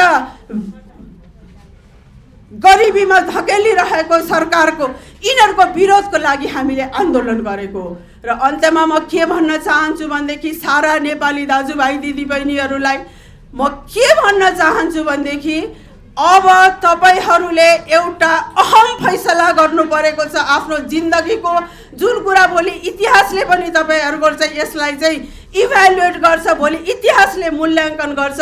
त्यो कुरा चाहिँ के हो भनेदेखि तपाईहरू यथास्थितिमा बसिरहनुहुन्छ र देशलाई बेचिएको, देशलाई अरू सिक्किमीकरण भएको तपाईँहरू हेर्न चाहनुहुन्छ भने तपाईँहरू चुप लागेर बस्नुहोस्। यदि तपाईँहरू अझै पनि आफ्ना छोराछोरीहरूलाई विदेशमा पठाएर त्यहाँबाट आएका लासहरू तपाईँहरू हेरेर तपाईँहरू चुप लाग्न सक्नुहुन्छ र त्यहाँबाट नेपालीहरूले कमाएको पैसाको रेमिटेन्सको पैसामा यहाँनिर गरिएको भ्रष्टाचार तपाईँहरू सहन सक्नुहुन्छ भने तपाईँहरू घरमा चुप लागेर बस्नुहोस्। होइन, तपाईँहरू यो सहन सक्नुहुन्न भनेदेखि नेपालको लागि नेपाली पार्टीले आह्वान गरेको यो आन्दोलनमा सम्मेलन हुनुहोस्, तपाईहरू यसमा सहभागी हुनुहोस्। त्यसपछि मुलुकको मुहार फेर्नका लागि हामीहरू सबै एकजुट भएर अगाडि बढ्न सक्नेछौँ। तपाईँहरूले साथ दिनु भएन भनेदेखि हामीले एउटा आफ्नै तरिकाको आन्दोलन हुनसक्छ हामी त्यो आन्दोलनमा असफल हौँला। तर हामीलाई एउटा कुराको गर्व रहिरहनेछ कि हामीले चाहिएको बेलामा हाम्रो आवाज उठाएको थियौँ, नेपाल आमाले हामीलाई लगाएको ऋण हामीले तिर्न कोसिस गरेको थियौँ भनेर भन्ने एउटा गर्वका साथ म पनि मर्न पाउँछु, म त्यसैमा खुसी हुनेछु। बाँकी तपाईँहरूको इच्छा। धन्यवाद। सबभन्दा पहिला त म नेपालका लागि नेपाली पार्टीका अध्यक्ष र नेपालका लागि नेपाली पार्टीलाई आन्दोलन नै अबको मुलुकको परिवर्तनको एकमात्र विकल्प हो। निर्वाचनमा गएर अहिलेको जुन वर्तमान निर्वाचन प्रणाली छ त्यो निर्वाचन प्रणाली आफैमा भ्रष्ट छ, त्यो पैसा र गुन्डामा आधारित छ। जोसँग पैसा छ, जोसँग गुन्डा छ, जसले भ्रष्टाचार गर्न सक्छ, जसले राज्यलाई लुटेको छ, त्यस्तो व्यक्तिले मात्रै चुनाव जित्न सक्दछ। यस किसिमको चुनाव प्रणालीलाई आमूल रूपमा परिवर्तन नगरिकन चुनावमा गएर केही सिट प्राप्त गरेर संसदमा पुगेर राजनीतिक परिवर्तन हुँदैन। त्यसैले मुलुकको राजनीतिक परिवर्तनको अबको आधारशिला र माध्यम भनेको केवल नागरिक आन्दोलन मात्रै भन्ने ठहर गरेर त्यसको नेतृत्वको लागि मलाई जुन भूमिका र जिम्मेवारी दिएको छ त्यसका लागि म अध्यक्षज्यू लगायत नेपालका लागि नेपाली पार्टीलाई धेरै धेरै धन्यवाद दिन चाहन्छु। सबभन्दा पहिला म यो आन्दोलनका मूलभूत 7वटा एजेन्डा छन् र त्यो 7वटा एजेन्डालाई हामीले विस्तृत रूपमा 11 पृष्ठमा व्याख्या गरेका छौँ। मैले त्यो सबै व्याख्या सुनाउन सक्दिनँ समयको अभावले गर्दाखेरि, तर म हाम्रा 7वटा मूलभूत एजेन्डाहरू के हुन् भन्ने कुरा म राख्दछु र त्यस पछाडि म विभिन्न राजनीतिक दलहरू, व्यक्तित्वहरू, हाम्रा मित्र राष्ट्रहरूको विषयमा केही कुराहरू राख्न चाहन्छु। नेपालका लागि नेपाली पार्टी पृथ्वी पथ नेपालका लागि नेपाली पार्टीको आधारभूत वैचारिक र राजनीतिक मार्गनिर्देशक सिद्धान्त हो।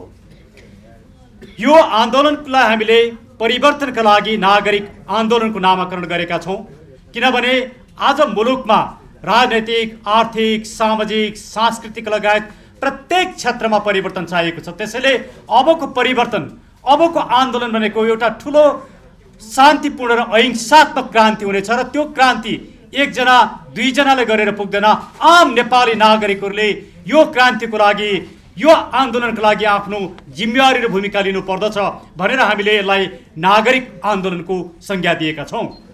यसका मुख्य एजेन्डाहरू म पढ्न चाहन्छु। हाम्रो सबैभन्दा पहिलो एजेन्डा र यो मुलुकको सबैभन्दा ठुलो समस्या भ्रष्टाचार हो। भ्रष्टाचारको अन्त्य नगरेसम्म जोसुकै सत्तामा आए पनि, जतिसुकै परिवर्तन भए पनि त्यसले अर्थ राख्न सक्दैन। त्यसैले भ्रष्टाचारको अन्त्य। पञ्चायत कालदेखि आजसम्म सत्तामा बसेका राजनीतिज्ञ, उच्च पदस्थ कर्मचारी, न्यायाधीश तथा राज्यको सुविधा लिएका सम्पूर्ण व्यक्तिहरूको सम्पत्तिलाई स्वतन्त्र, निष्पक्ष र अधिकार सम्पन्न नागरिक आयोग गठन गरी छानबिन गरेर भ्रष्टाचारीलाई आजीवन कारावास र सर्वसाधारणसम्मको सजाय हुने कानुनी व्यवस्था गर्ने।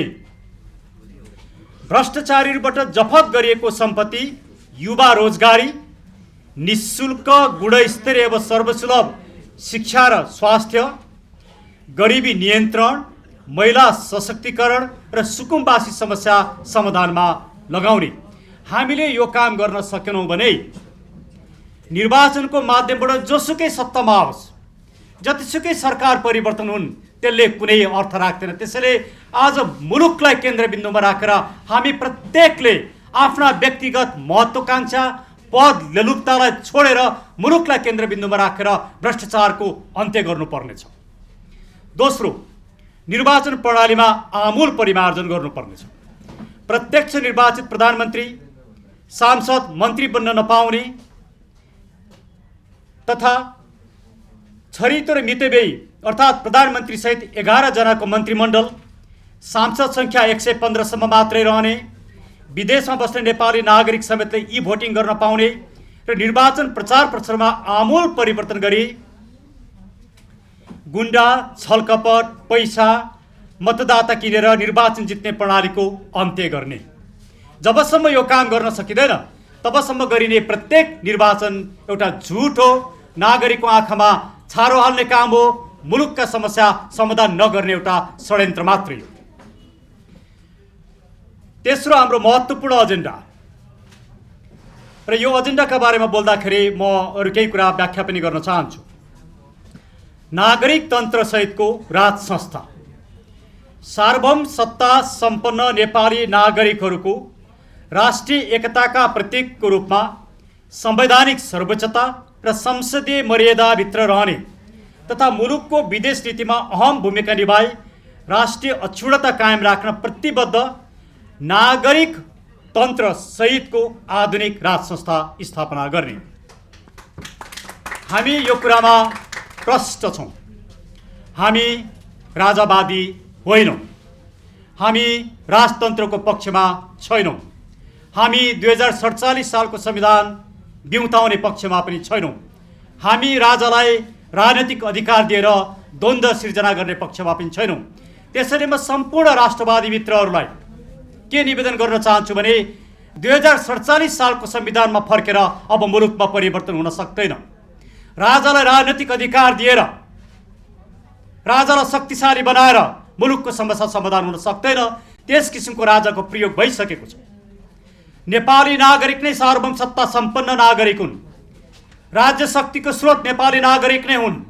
राजनीतिक शक्तिको स्रोत पनि नेपाली नागरिक नै हुन् भन्ने यी तीनटा आधारभूत राजनीतिक सिद्धान्तलाई स्वीकार गर्ने राज संस्था मात्रै 21औं शताब्दीको आधुनिक राज संस्था हुन सक्दछ। त्यो राज संस्थाले मात्रै नेपालको राष्ट्रिय एकताको लागि भूमिका खेल्न सक्दछ। योभन्दा बाहिर गएर हामीले राज संस्थाको कुरा गर्यौँ भने मुलुकमा द्वन्द्व बढ्छ।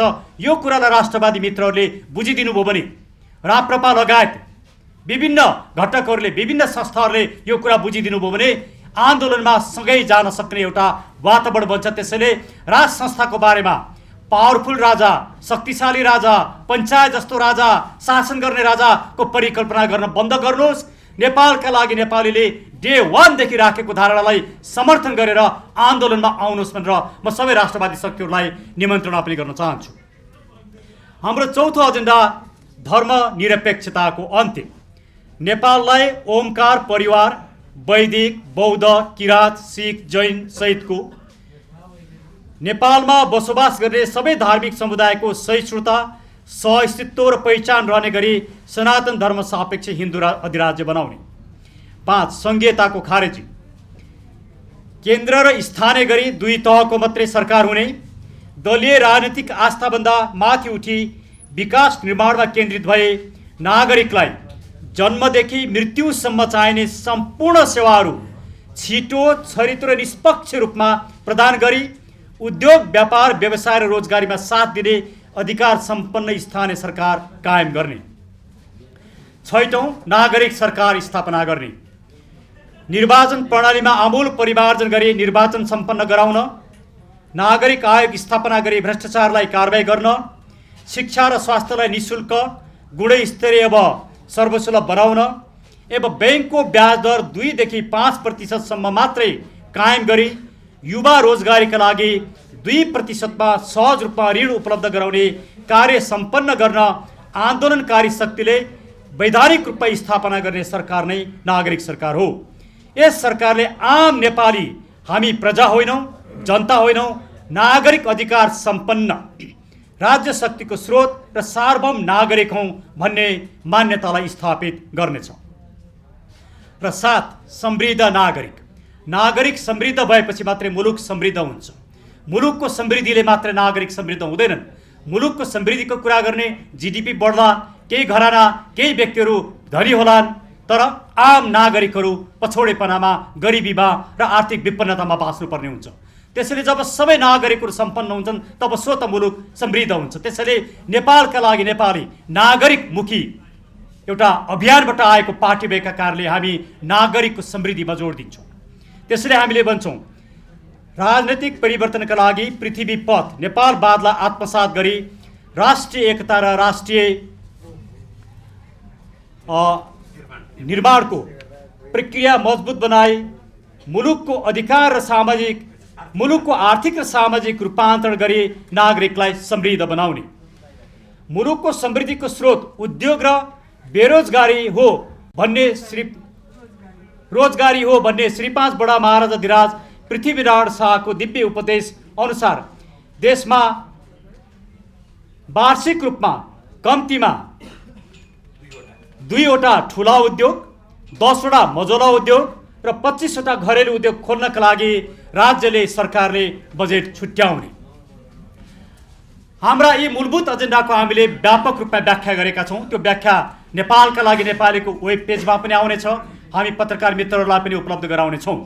अब म सबैभन्दा पहिला के निवेदन गर्न चाहन्छु भने यी हाम्रा एजेन्डाहरूमा कुनै पनि कमी कमजोरी छैन, यो मुलुकको हितमा छ। त्यसैले म प्रधानमन्त्री शेरबहादुर देउपा, एमालेका नेता खड्गप्रसाद ओली, केपी शर्मा ओली, प्रचण्ड, माधव नेपाल लगायत मुलुकका सबै राजनीतिकहरूलाई र दलहरूलाई के निवेदन गर्छु भने यो गणतन्त्र भ्रष्टाचारी भयो। भ्रष्टाचारमा लिप्त गणतन्त्रले मुलुकलाई पार लगाउन सक्दैन। आज मुलुकको राष्ट्रियता करिबन कमजोर अवस्थामा पुगिसकेको छ, भूभाग मिचेको छ, धर्म संस्कृति लोप गरिएको छ, होली वाइनले राज गर्ने अवस्था आएको छ। यी सबै विकृतिका बावजुद मुलुक बचाउनु पर्ने छ। तपाईहरू असफल हुनुभयो। तपाईहरूले आफ्नो असफलता स्वीकार गर्नुहोस् र अब यो आन्दोलनलाई दबाउने, यो आन्दोलनको विरोध गर्ने र आन्दोलनको विरुद्धमा जाने काम बन्द गर्नुहोस्। तपाईहरूलाई म निवेदन गर्छु, म हार्दिक रूपमा अनुरोध गर्छु, यो आन्दोलनलाई सहयोग गर्नुहोस् र अब परिवर्तनको लागि तपाईहरूले साथ दिनुहोस्। अब तपाईँहरूबाट यो मुलुक चल्न सक्दैन। तपाईँहरूले राजनीतिक नेतृत्व लिन सक्नुहुन्न। तपाईँहरू असफल भइसक्नुभयो। कम्तीमा यो कुरा मात्रै स्वीकार गर्नुभयो भने पनि तपाईँहरूलाई केही स्थान बस्न सक्छ। अब तपाईँहरू प्रतिकारमा उत्रिनुभयो, नागरिक तन्त्रको विरुद्धमा उभिन थाल्नुभयो भने आम नेपाली नागरिकहरूले तपाईँहरूलाई बढार्नेछन्। त्यसैले अब आन्दोलनको विरुद्धमा उभिने हिम्मत र साहस नगर्नुहोस्, राज्य संयन्त्रको दुरुपयोग बन्द गर्नुहोस्। म सम्पूर्ण विदेशी मित्रहरूलाई निवेदन गर्न चाहन्छु, के तपाईँ नेपाललाई भ्रष्टाचार युक्त मुलुकको रूपमा हेर्न चाहनुहुन्छ? के तपाईँ नेपालको विदेश नीति असफल भएको हेर्न चाहनुहुन्छ? के नेपाल आर्थिक सङ्कटमा गएको हेर्न चाहनुहुन्छ? के नेपाल एउटा बर्बादीको सङ्घारमा गएको हेर्न चाहनुहुन्छ? यदि हेर्न चाहनुहुन्न, तपाईँ विदेशीहरू नेपालको सच्चा मित्र हो भनेदेखि अब नेपालमा राजनैतिक परिवर्तन गर्ने समय आइसक्यो र त्यसको नेतृत्व नेपालका लागि नेपालीले लिन्छ। हामीलाई साथ दिनुहोस्। नेपालप्रतिको दृष्टिकोण अब बदल्नुहोस्। अब काङ्ग्रेसले, एमाले, माओवादीले, मधेसवादीले यस्ता दलहरूले अब नेपाल बचाउन सक्दैनन्। यदि तपाईँ नेपालको साँचो मित्र हो भने अब हामीलाई साथ दिनुहोस्। हामी तपाईँहरूलाई पत्रचार गर्नेछौँ, हामी तपाईँहरूलाई भेट्नेछौँ, हाम्रा कुरा राख्नेछौँ र अब यो सरकार र यो व्यवस्थालाई समर्थन गर्ने कुरा बन्द गर्नुहोस्, समर्थन फिर्ता लिनुहोस् भनेर म सम्पूर्ण विदेशी निकाय, नियोग र विदेशी मित्रहरूलाई अनुरोध गर्न चाहन्छु। साथै म यो पनि भन्न चाहन्छु, हाम्रा दुई ठुला छिमेकी मित्रहरूसँग हामी ज्यादै सुमधुर सम्बन्ध राख्नेछौँ। तपाईँ र हाम्रो बिचको सम्बन्ध नङ र मासुको सम्बन्ध हो। तपाईँले हामीलाई थिचोमिचो गरेर, हामीले तपाईँको विरोध गरेर हामी कहीँ पनि पुग्न सक्दैनौँ। तपाईँ हामीले एकले अर्काका समस्या बुझ्नु पर्दछ। तपाईँ हामीले एकले अर्कालाई साथ दिनुपर्दछ। एकले अर्काको सार्वभौमसत्ता, राजनीतिक स्वाधीनता र सार्वभौमसत्ता र मुलुकको इन्टिग्रिटी, टेरिटोरियल इन्टिग्रिटीलाई सम्मान गर्न सकेको खण्डमा र हामीले अन्तर्राष्ट्रिय कानुन र संयुक्त राष्ट्रसङ्घले अगाडि सारेका सिद्धान्तमा आधारित भएर संयुक्त राष्ट्रसङ्घको बडापत्रमा आधारित भएर सम्बन्ध सञ्चालन गर्न सकेको खण्डमा हाम्रा पनि समस्या समाधान हुन्छन्, तपाईँको पनि समस्या समाधान हुन्छ, हाम्रो मित्रता पनि नयाँ फेजमा पुग्छ। त्यसैले म भारत र चीनलाई अब तपाईँहरूले नेपालमा हुने राजनीतिक परिवर्तनको लागि तपाईँहरूले आफ्नो ढोका खुल्ला गर्नुहोस्। अहिलेको सिस्टम, अहिलेका नेता र अहिलेका दललाई समर्थन गर्न बन्द गरिदिनुहोस् भन्न म अनुरोध गर्न चाहन्छु। म स्पेसल्ली राप्रपा र केही राष्ट्रवादी शक्तिहरूलाई निवेदन गर्न चाहन्छु। म केशरबहादुर विष्ट दाईलाई खुल्ला हृदयले भन्न चाहन्छु, तपाईँ एउटा पाएको राजनीतिज्ञ, धेरै कुरा बुझ्नुभएको राजनीतिज्ञ, सानातिना कुराहरूलाई बिर्सिनुहोस्, सानातिना मतभेदलाई बिर्सिनुहोस्। तपाईँ यो आन्दोलनको एउटा शीर्ष नेतृत्वको रूपमा बस्नुहोस्, तर यो आन्दोलन हाँक्ने यसको नेतृत्वको जिम्मा हामी लिन्छौँ। हामीलाई साथ र समर्थन दिनुहोस्। मुलुक दुखेको छ भने अब को नेता हुने भन्ने कुरोको विवाद होइन। अब हामी भोलि सत्तामा जानका लागि आन्दोलन गरिरहेका छैनौँ। यही सरकारले नागरिक सरकार गठन गरोस्, हाम्रा एजेन्डा पुरा गरोस्, नागरिक आयोग गठन गरेर भ्रष्टाचारलाई कारवाही गरोस्। हामीलाई सत्तामा जानु पनि छैन, हामी चुनाव पनि लड्दैनौँ। हामी सत्ता लोलुप भएर आन्दोलन गर्न लागिरहेका होइनौँ। यो आन्दोलन निष्कर्षमा पुगेपछि को सत्तामा जान्छ, कसले सरकार चलाउँछ, हामी त्यही बेला निर्णय गरौँला। अहिले म प्रधानमन्त्री हुन्छु, म मन्त्री हुन्छु भन्ने आकाङ्क्षा निकालिदिनुहोस्, म नेता हुँ भन्ने आकाङ्क्षा निकालिदिनुहोस्। त्यसैले म केशर दाईलाई अनुरोध गर्न चाहन्छु, आउनुहोस्, हातेमालो गरौँ, तपाईँ शीर्ष स्थानमा बस्नुहोस्, हामी स्वीकार गर्छौँ र यो आन्दोलनलाई निष्कर्षमा पुर्यौँ। म राप्रपालाई भन्न चाहन्छु, राजेन्द्रजीको निर्वाचन जित्नमा हामीले जुन महत्त्वपूर्ण योगदान खेलेका छौँ त्यसलाई नबिर्सिनुहोस्। र आज कमल थापाको प्रवृत्तिलाई पराजित गर्न जसरी राप्रपाका नेताहरू डाक्टर प्रकाश चन्द्र लोहनी, पशुपति शमशेर राणालाई हामीले गएर भन्यौँ तपाईँ निर्वाचनमा नलड्नुहोस्, राजेन्द्र लिङ्गदेनलाई जिताउँ, त्यही कारणले राजेन्द्र लिङ्गदेनजी जित्नुभयो। हामीले भन्यौँ राप्रपाका मतदाताहरूलाई कमल थापा प्रवृत्तिलाई पराजित गर्न राजेन्द्र लिङ्गदेनलाई जिताउँ, हाम्रो कारणले राजेन्द्र लिङ्गदेनले जित्नु भएको छ। तर म राजेन्द्र लिङ्गदेनजीलाई भन्छु, तपाईँहरू आन्दोलनबाट भागिरहनु भएको छ, तपाईँहरू चुनाव जित्ने प्रवृत्तिमा मात्र जानु भएको छ, तपाईँका एजेन्डा सीमित भइसकेका छन्। केवल राजा र धर्मको मात्रै कुरा गरेर यो मुलुकको समस्या समाधान हुँदैन। नेपालका लागि नेपालले उठाएका कतिपय एजेन्डाहरू राजेन्द्रजीले बोल्नुहुन्छ, तर पार्टीबाट निर्णय गराउनुहोस्, हाम्रा एजेन्डाहरू स्वीकार गर्नुहोस् र आउनुहोस्, तपाईँ र हामी आन्दोलनमा सँगै जान सक्छौँ। तर पञ्चायतको लेगेसी बोकेको पार्टीसँग नेपालका लागि नेपाली कहिल्यै पनि एकीकरण हुन सक्दैन। त्यसैले म भन्छु, राप्रपा बन्द गर्नुहोस्, हामी नेपालका लागि नेपाली बन्द गर्छौँ।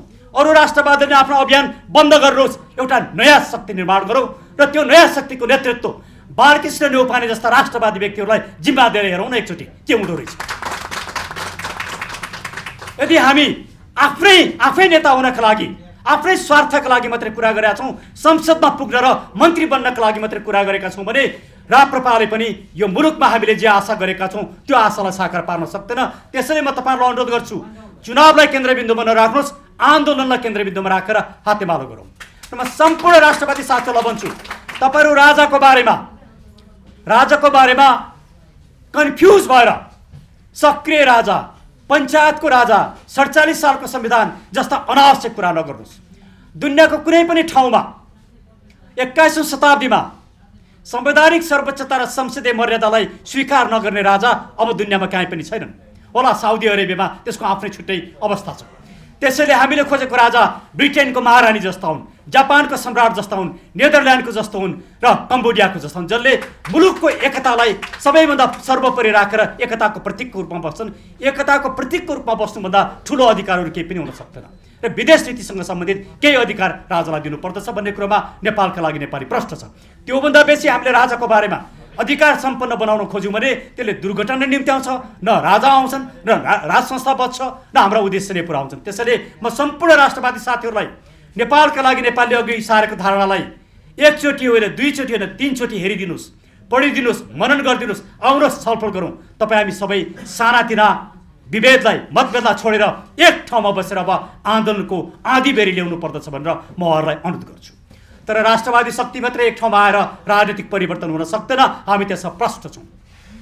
त्यसैले म निवेदन गर्छु, विप्लव जस्ता राष्ट्रवादीहरू, प्रकाण्ड जस्ता राष्ट्रवादीहरू, सिपी मैराली जस्ता राष्ट्रवादीहरू, बिजुक्से जस्ता राष्ट्रवादीहरू, सिपी गजुरेल र मोहन वैद्य जस्ता राष्ट्रवादी प्रगतिशील शक्तिहरू पनि एक ठाउँमा आउनुपर्दछ।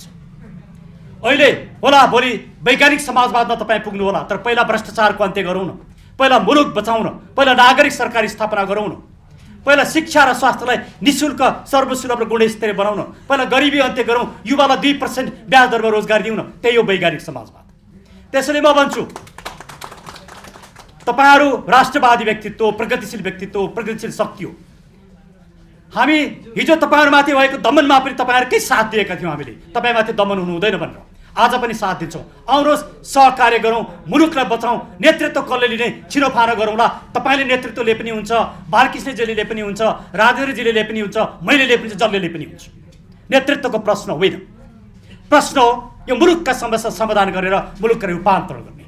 त्यसैले यो आन्दोलनमा आउनु प्रत्येक नेपाली नागरिकको, प्रत्येक राजनीतिक दलको एउटा कर्तव्य हो। हामी खुल्ला छौँ।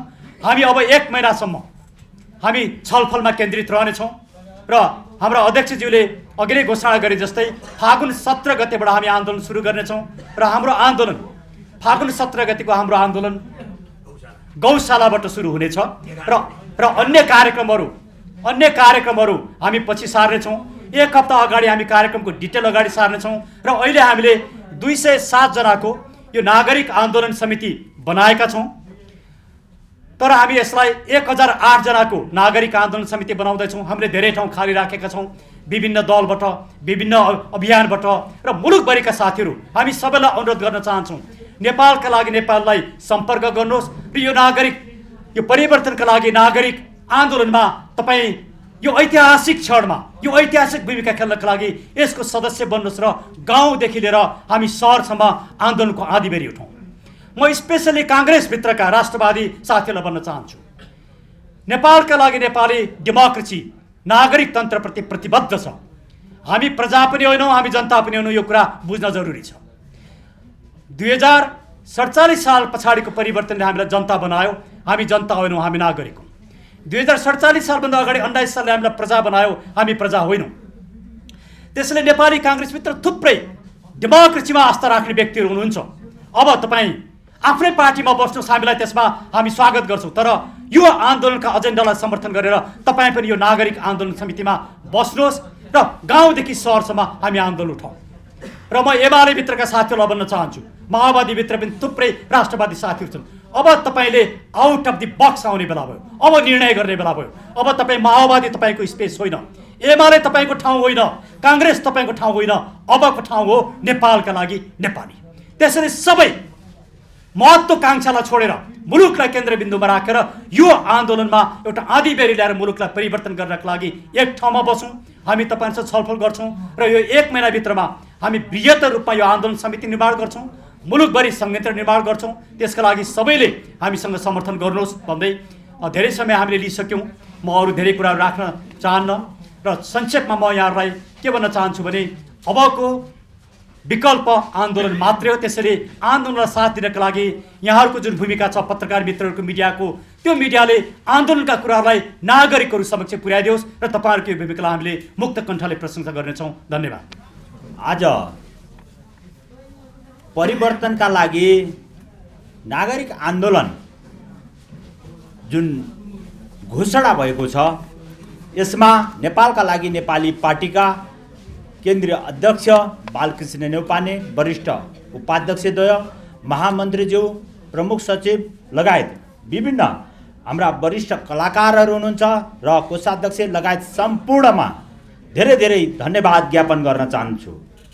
र यसमा एउटा नेपाललाई नयाँ इतिहास र नयाँ मोडमा लानका लागि जिम्मेवारी प्राप्त गर्नुभएका नेपालका लागि नेपालीका वरिष्ठ उपाध्यक्ष तथा यस नागरिक आन्दोलनका संयोजक डाक्टर सुरेन्द्र भण्डारीज्यूलाई धेरै धेरै बधाई तथा शुभकामना पनि दिन चाहन्छु। र अब यस क्रममा हामीले नेपाललाई धार्मिक क्षेत्रबाट एउटा विशेष रूपमा हेर्नुपर्ने भएको छ, जसमा पृथ्वीनारायण शाह जुन पृथ्वी पथ उहाँले दिनुभएका उपदेशहरूलाई हामीले समात्दै त्यस बाटोलाई हामीले चाहिँ अङ्गीकार गर्दै हामीले विभिन्न धर्म सम्प्रदायहरू, ओमकार परिवारका सम्पूर्ण सम्प्रदायबाट हामीले एउटा परिवर्तनका लागि नागरिक आन्दोलनलाई सहयोग गर्नका लागि सम्पूर्ण धार्मिक क्षेत्रका गुरुजन, भक्तजन र सम्पूर्ण व्यक्तित्वहरूलाई हार्दिक आह्वान गर्न चाहन्छु। र हामीहरूले अब भ्रष्टाचारको अन्त्य लगायतका धेरै कुराहरू यस आन्दोलनले मात्रै परिवर्तन गर्न सक्छ। योभन्दा बाहेक हामीहरूले अब चुनावको बाटो मात्रै भन्यौँ भने अघि नै भनिसक्नु भएको छ, जोसँग गुन्डा छ, जोसँग पैसा छ, जसले बेइमान गर्न सक्छ त्यसले मात्रै चुनाव जित्न सक्छ। त्यसबाट कुनै परिवर्तन हुन सक्दैन, नेपालको समृद्धि पनि हुन सक्दैन। र अबको नेपालको समृद्धिका लागि नागरिक आन्दोलनको विकल्प नभएको हुँदा यसलाई सम्पूर्ण देशवासी र विदेशमा बस्ने नेपालीहरू, सम्पूर्ण विश्वमा रहनुभएका हिन्दू, बौद्ध, सिख, जैन, किराँत धर्मावलम्बीहरूलाई यो आह्वान गर्न चाहन्छौँ कि यसै मञ्चबाट तपाईँहरूले सहयोग गर्नुहोस्। अब बेइमानी हामीहरूबाट हुन सक्दैन, हजुरहरूले नेतृत्व गर्नुहोस्, हामी सहयोग गर्न आएका छौँ, तपाईँहरूलाई जगाउन आएका छौँ, तपाईँहरूको नेतृत्व हामी स्वीकार गर्न सक्छौँ, स्वीकार गरेर जान सक्छौँ भनेर हजुरहरूलाई आह्वान गर्दै सम्पूर्ण धार्मिक क्षेत्रलाई पनि अनुरोध गर्न चाहँदै बिदा लिन चाहन्छु। नमस्कार, नारायण।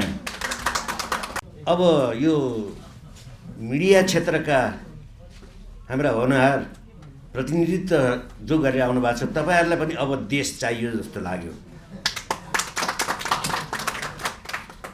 यहाँ जति आउनु भएको छ सबै देशलाई माया गर्ने व्यक्ति आउनु भएको छ, तपाईँहरूलाई स्वागत छ। अब मैले त अब यो राजनीति भन्दा पनि धेरै कुरो त राजनीति त हाम्रो पुरो वकिल साहबहरूले भनिसक्नुभयो, अध्यक्षज्यूले उपाध्यक्षज्यूले भनिसक्नुभयो, डाक्टर कान्ता म्यामले भन्नुभयो होइन, हाम्रो दीपक आत्रेयज्यूले भन्नुभयो।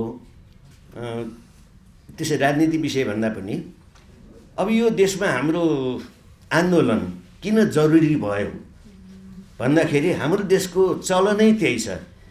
जस्तो एउटा उदाहरणको लागि हेरौँ, कतिपय ठाउँमा बाटो निर्माण सुरु गर्छन्, वर्षौँ बाटो बन्दैन। जब त्यहाँका स्थानीयले बाटो छेकेर आन्दोलन गर्छन् त्यसपछि भोलिपल्ट पिच हुन्छ। हाम्रो देशको चलनै यस्तो छ। अब हामीले राम्रो मुखले सोझ मुखले यसो गर उसो गरेर मरे सुन्दैन। अबको विकल्प भनेको त्यसैले आन्दोलनै हो। तर यो आन्दोलन एकजना दुईजनाले गरेर सम्भव छैन। यसमा सबै वर्ग सबै क्षेत्रका मान्छेहरू आउनुपर्छ। अब मैले अस्ति मात्र नि एउटा अन्तर्वार्तामा भनेको थिएँ, अब अहिले हाम्रो देशको सत्ता बागडोर जसको हातमा छ, म उहाँहरूलाई नेता भन्दिनँ। मैले उहाँहरूको नाम फेरिदिएको छु। नेता थिए पहिला नेता थिए, जस्तो बिपी कोइराला, गणेशमानजी, किसुनजी, मनमोहन अधिकारीजी, मरिचमान सिंहजी, अनि हाम्रो मदन भण्डारीजी, यस्ता मैले धेरैको नाम छुट्याएँ। उहाँहरू हुनुहुन्थ्यो, उहाँहरूको सच्चा नेता। अहिले पनि केही जिउँदा नेता हुनुहुन्छ जसलाई म चाहिँ सही नेता मान्छु, जस्तो नारायणमान बिजुक छे, सिपी गजुरेल, विप्लवजी होइन, अझै मैले कतिको नाम बिर्सेँ। जिउँदो नेताहरू पनि हुनुहुन्छ। यी बाहेकका अरू नेतालाई चाहिँ मैले खुत्रुके भन्ने गरेको छु। खुत्रुके उहाँहरूको काम आश्वासन दिने, आफ्नो खुत्रुके भर्ने, खालि खुत्रुके भर्ने। त्यही भएर मैले उहाँलाई नेता भन्न नि लाज लाग्छ। म उहाँलाई खुत्रुके भनेर सम्बोधन गर्छु। तर एउटा उहाँहरूलाई सुझाव पनि दिन्छु, खुत्रुकेज्यूहरू खुत्रुके भर्नुहोस्, समय छ अझ पनि भर्नुहोस्, मजाले कहाँबाट पाइन्छ भर्नुहोस्। समय आएपछि त्यो खुत्रुके हामी फुटाउँछौँ र त्यो खुत्रुकेमा भएका जति सम्पत्ति छन् त्यो देश र जनताको लागि प्रयोग गर्छौँ। त्यसैले जम्मा गर्नुहोस्। अब यसको लागि के छ भने अब सबैले नागरिकका विभिन्न क्षेत्रका व्यक्तित्वहरूले त आह्वान गर्नुभयो। म एउटा कलाकार भएको नाताले अब मैले कला क्षेत्रका कलाकारहरूलाई मैले आह्वान गर्नुपर्छ। मलाई जहाँ गए पनि, जुनसुकै सभामा जाउँ, र्यालीमा जाउँ, कुनै अन्तर्वार्तामा जाउँ होइन, जेमा गए पनि एउटा कलाकारको नाताले सबैले मलाई अरू कलाकार खोइ त भनेर मलाई सोध्नुहुन्छ। जुन प्रश्नको उत्तर म दिन सक्दिनँ अनि लाज लाग्छ। अब उहाँहरू किन नआएको मैले कसरी भन्नु? न पेट दुखेर नआएको हो कि ज्वरो आएर नआएको कि कोल्ड नभएर नआएको कि अथवा मनै मरेर नआएको कि त्यो मैले खै थाहा छैन भन्छु। त्यसैले म यत्रो मिडिया साथीहरू हुनुहुन्छ, तपाईँ सबैको च्यानलबाट म सम्पूर्ण कलाकारलाई एउटा अनुरोध गर्छु कि अब पहिला मनमा एउटा के राख्नु पऱ्यो भने मेरो नेपाल रह्यो भने म नेपालको कलाकार, यदि मेरो नेपाल बिक्री भयो भने कहाँको कलाकार। त्यसैले अहिले पार्टीको झन्डा बोक्ने बेला छैन, देशको झन्डा बोक्ने बेला छ। देश बिक्री हुन लागिसक्यो। त्यसैले हामी सचेत वर्ग हौँ। कलाकार भनेको हामीले अहिले पार्टीतिर लाग्ने होइन, देशमा लाग्नु पर्यो, देशको झन्डा बोक्नु पर्यो। त्यसैले अहिले यो लाज शरम हेजिटेसन, त्यो मलाई के भन्ला, म अरूको पार्टीले के भन्ला, त्यो मनमा राख्दै नराख्नु। जसले जेसुकै भन्नुहोस्, म नेपालको लागि आएको, त्यो एउटा गर्व लिएर आउनुहोस्, यो आन्दोलनमा सरेक हुनुहोस्। सबैलाई मेरो विनम्र अनुरोध। र अब धेरै वक्ताहरू हुनुहुन्छ, धेरै समय नलियो। यति भन्दै म सम्पूर्ण कलाकारलाई फेरि आउनको लागि आह्वान गर्दै बिदा हुन्छु। नमस्कार। विदेशी रोजगारमा जाने नागरिकलाई यो सरकारले ठगेको छ। सरकारका बिचौलिया छन्। यो विषय हामी आन्दोलनको एजेन्डा बनाउँछौँ। न्यायाधीशलाई कारबाही गर्ने हामी अघि हामीहरूले हाम्रो आन्दोलनको एजेन्डामा नागरिक आयोगले कारबाही गर्छ। अझ हामी त के भन्छौँ भने यो राजनीतिक आस्थाका आधारमा नियुक्ति भएका जम्मै मान्छेलाई हामी खारिज गरेर योग्यता र क्षमताका आधारमा हामी राख्छौँ। र उहाँले उठाएका 5वटा प्रश्न आन्दोलनको एजेन्डाभित्रै छन्। यो विषय पनि हामी आन्दोलनबाट उठाउँ र सँगसँगै हामी न्यायिक आन्दोलन पनि गरौँ, सडक आन्दोलन पनि गरौँ। र यसका लागि सम्पूर्ण जुन वैदेशिक रोजगारबाट पीडित भएका मान्छे, यो सरकारबाट पीडित भएका मान्छे, यी पार्टीबाट पीडित भएका मान्छेलाई यो आन्दोलनमा आएर यी समस्याको समाधान गर्नका लागि हामी आह्वान गर्छौँ। तपाईँहरूका साथमा हामी छौँ। अब अरूबाट अब तपाईँको कुरो भयो, अरू कसैको छ? यो हाम्रो नेपालको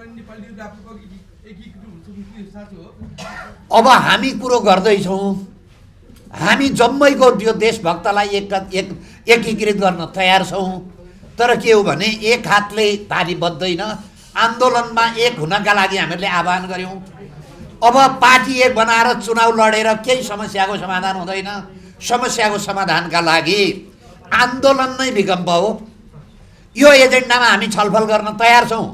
यसमा केही पुगेका छैन, उहाँहरू थप्न चाहनुहुन्छ, थप्न पनि तयार छौँ।